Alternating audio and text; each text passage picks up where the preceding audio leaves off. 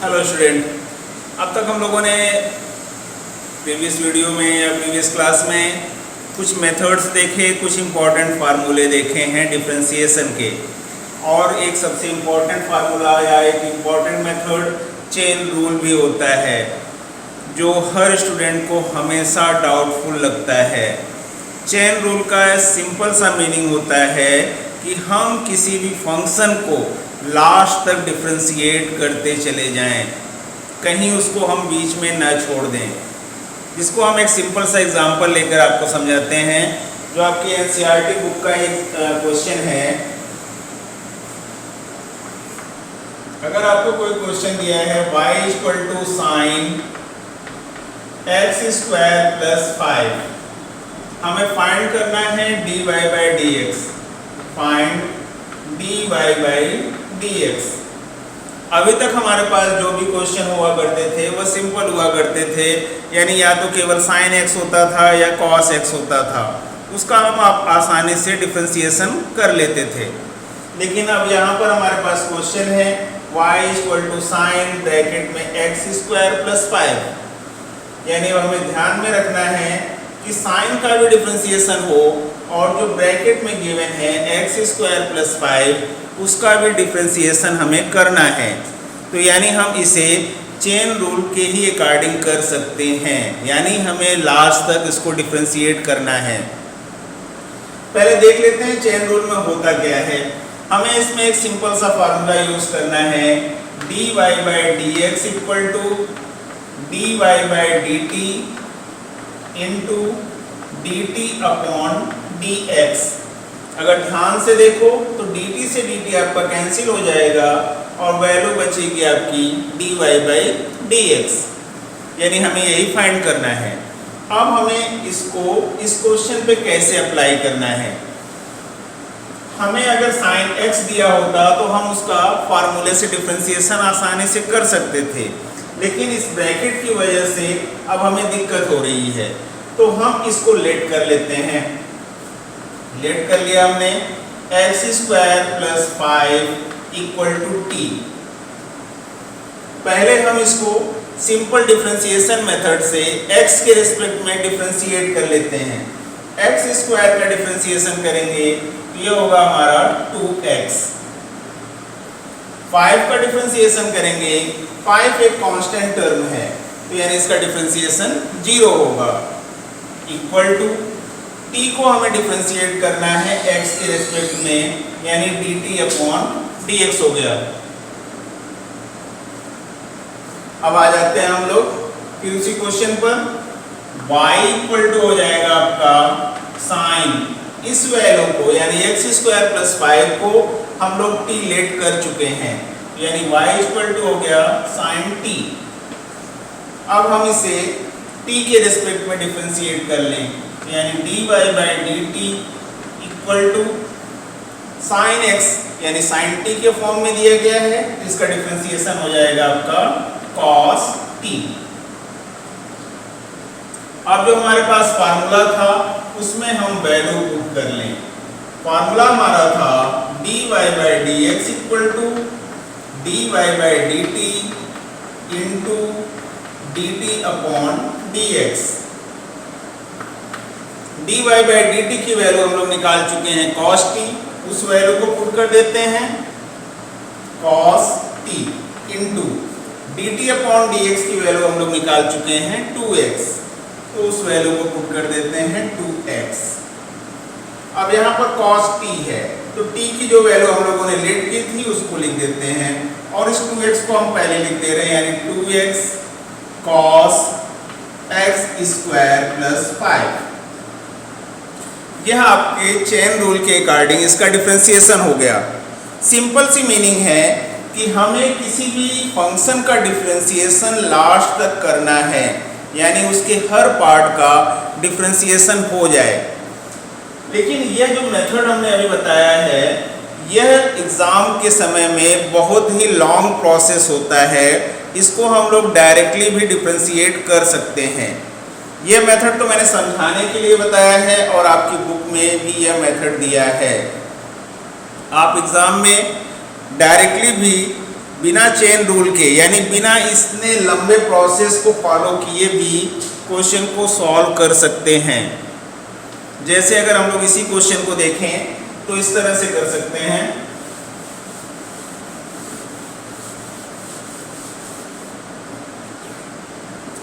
Question हमारा वही है, y equal to sine bracket में x स्क्वायर प्लस 5, हमें फाइंड करना है dy बाई dx।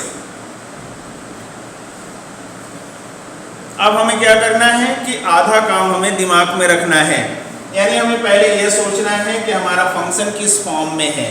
पहले हमें दिख रहा है कि y equal to sine X square plus 5, यानी हमारा फंक्शन जो है साइन x के फॉर्म में है। इसका डिफरेंशिएशन यानी dy बाई dx अगर हम लोग डायरेक्ट मेथड से निकालें तो हम लोग पहले ऐसे सोचें कि हमारा फंक्शन जो है साइन x के फॉर्म में है, तो साइन x का डिफरेंशिएशन हमें मालूम है cos x होता है, जो हमने फार्मूले में पढ़ा है। तो cos x हो गया, x की जगह पर यह पूरी वैल्यू है, यानी cos x स्क्वायर प्लस 5। अभी तो यह साइन x के फॉर्म में जो था उसका डिफरेंशिएशन हुआ, लेकिन जो ब्रैकेट में था उसका डिफरेंशिएशन नहीं हुआ है। यही चीज मैं बार बार कह रहा हूं कि चेन रूल के अकॉर्डिंग जो है हर पार्ट का पूरी तरह से डिफरेंशिएशन हो जाना चाहिए, यानी अब हमें केवल ब्रैकेट में बची हुई चीज का डिफरेंशिएशन करना है। अब आ जाते हैं ब्रैकेट में x स्क्वायर प्लस 5 दिया गया है, तो पहले हम x स्क्वायर का अगर डिफरेंशिएशन करें ये सिंपल सा क्या होगा 2x होगा, और 5 फिर कांस्टेंट टर्म है, इसका डिफरेंशिएशन 0 होता है, यानी 2x प्लस 0। और इसको अगर हम सिंप्लीफाई फॉर्म में लिख दें तो 2x cos x square plus 5। केवल 2 लाइन में आपका सलूशन हो गया बाय द चेन रूल। लेकिन ये याद रखना है, जो मैं बार बार रिपीट कर रहा हूँ, कि इस प्रोसेस में हमें लास्ट तक इसको हमें डिफरेंशिएट करना है।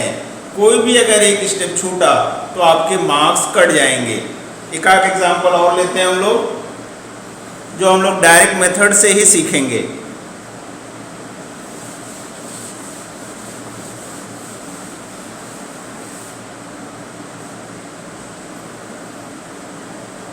चलिए सिंपल सा क्वेश्चन, जो आपका सेकंड क्वेश्चन दिया गया है एक्सरसाइज 5.2 में, cos y equal to cos ब्रैकेट में sin x।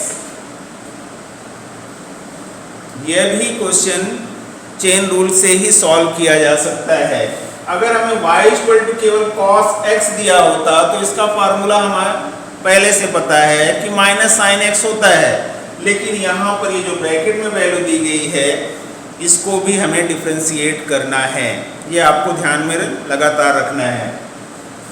डायरेक्ट मेथड से इसको सॉल्व करते हैं, dy बाई dx। अब पहले हमें सोचना है कि हमारा फंक्शन जो है किस फॉर्म में है। हमारा फंक्शन जो है y equal to cos x के फॉर्म में है, तो cos x का डिफरेंशिएशन होता है माइनस sin x, लेकिन x की जगह पर क्या है sin x है, तो sin x लिख दिया हमने। लेकिन अभी जो ब्रैकेट में वैल्यू है इसका डिफरेंशिएशन नहीं हुआ है, यानी अभी हमें इसको फिर से डिफरेंशिएट करना है। तो फिर से sin x यानी जो ब्रैकेट में वैल्यू है उसको डिफरेंशिएट करते हैं। sin x का डिफरेंशिएशन क्या होगा cos x होता है, ये हमने फार्मूले में पढ़ा था। यह हो गया, एक ही लाइन में चेन रूल के अकॉर्डिंग डिफरेंशिएशन हो गया हर पार्ट का। यही याद रखना है आपको कि चेन रूल में आपको अंत तक डिफरेंशिएट करना है, यानी हम इसको सिंपली लिख सकते हैं minus cos x sin bracket में sin x।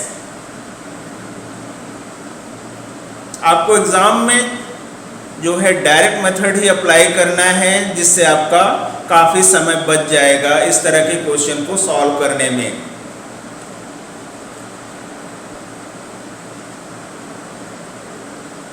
कोई और एग्जांपल ले लेते हैं ताकि आपको अच्छे से समझ में आ जाए कि चेन रूल को हम लोग डायरेक्ट मेथड से कैसे सॉल्व करते हैं।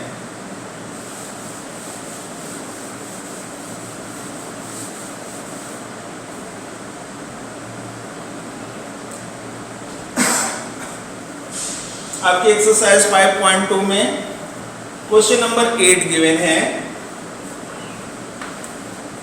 y equal to cos under root x.